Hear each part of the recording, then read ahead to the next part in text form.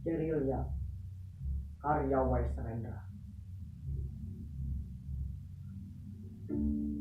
Tubuh biru, tatapan mata biru lelaki berguling di jalan.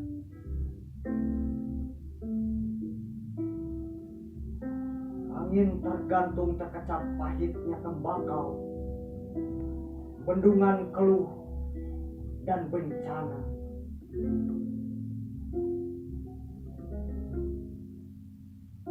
Tubuh biru, tatapan mata biru lelaki berguling di jalan.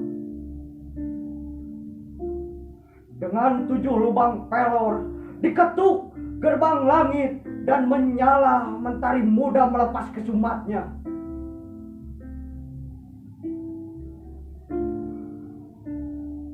Gadis berjalan di subuh merah dengan sayur mayur di punggung melihatnya pertama.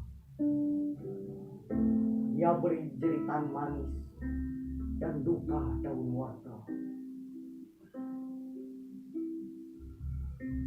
Tubuh biru, tatapan mata biru lelaki berguling di jalan.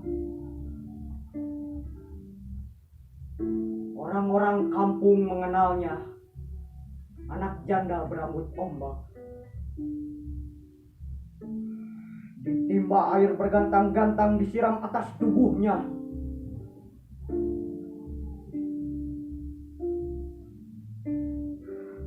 Tubuh biru, tatapan mata biru lelaki berguling di jalan.